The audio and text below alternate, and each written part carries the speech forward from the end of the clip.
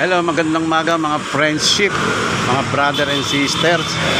Andito po ako sa may harap ng Central Bank upang kunan ko po itong ang nawalang pag-asa ng Harrison Plaza. Ito po ay sa pagitan ng Maynila at saka Vito Cruz. Mapapansin nyo yung kalahati po ng kalye ng Vito Cruz na yon ay papunta na pong Pasay. Ito po ang papuntang Maynila. Ayan, ito po papuntang Maynila to, papunta po itong Divisoria, Quiapo. Ayan po yan. Ayan po, Divisoria, Quiapo po yan. Sa araw na po nito, ibablog ko po sa inyo kung ano na nangyari sa Harrison Plaza sa panahon natin ngayon na 2024, 2023. Ayan, kung mas na po ninyo itong Harrison Plaza, ito na po siya ngayon, no? Ayan po siya, Harrison Plaza. Napakalaking po nito na establishmento. Ayan po, napakalawak ng lupain. Ayan po yan, no? Ayan, hanggang dulo po ito eh. Ang susunod po rito Presinto 9 na. Ayan. Ayan. Ito po ang Harrison Plaza ngayon, mga kababayan. Ang laki na ng pinagbago. Hindi na po siya mall. Hindi na po siya mall. Ayan. Bago pa man ng SM Mamayagpag, tinawag na itong mall culture. Mall culture po ito. Dapat gagawin po itong Harrison Park, plano ng Central Bank at Rizal Memorial. 1927 po, dati sementeryo. Ipinangalan ito kay Francis Barton Harrison, former Governor General sa panahon ni President Quezon nung mga panahon na yon. 1970 po, nung inimpisan itayo ito ng Mako ni Don Martel, Family Martel, nakakuha ng kontrata ng Maynila.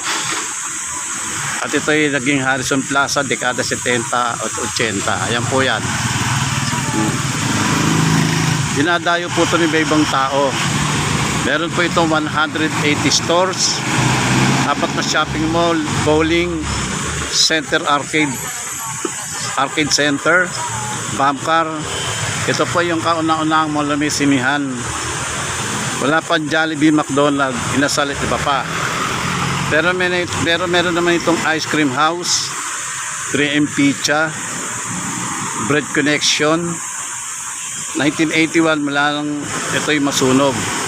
Magkaroon ito ng fast food at highlight na dagdagan pa mula nung nasunog.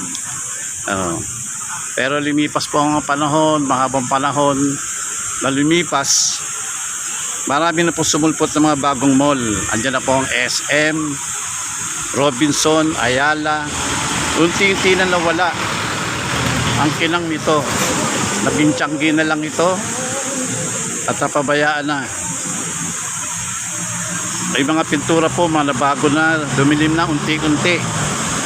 After 43 years, nasara na. 2016, nag-invest ang SM. Binenta na ng pamilya Martel sa SM. Ayan po yan, ang patotowanan sa Harrison Plaza. Nakakalungkot, hindi na nakasabay sa mga bagong tayo ng mga mall. Maraming masasayang alalang iniwan ito. Ayan. Ako po noong mga panahon na dekada 80, napunta na rin po ako dito. Naalala ko, Marcial Lupanganon. Natakot kami, hindi kami makauwi. Kasi may curfew po doon eh. May curfew. Noong panahon na yun. Kaya pilit kaming uli dahil uli na kami ng mga Metrocom eh. Ayan po yan. Marami po nung nagpupunta po kami ng Harrison Plaza, mayroon po mga videoke dyan, may mga bilyaran, mga palaruan. Ito po rin nagsilbing pahingahan ng mga empleyado, ng mga employee ng Central Bank at ng mga malalapit na establishment rito, Rizal Memorial. Ito po yung number 1 shopping center eh. Wala pa po itong kasabay noon.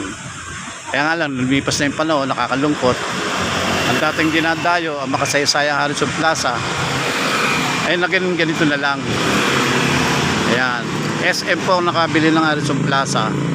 Hindi namin alam, hindi ko rin alam kung anong itatayo nila, kung mall ba o mga tower na mga paupahan na condominium. Ayan po yan. Marami po masasayang alaala dyan na naiwan. Ayan.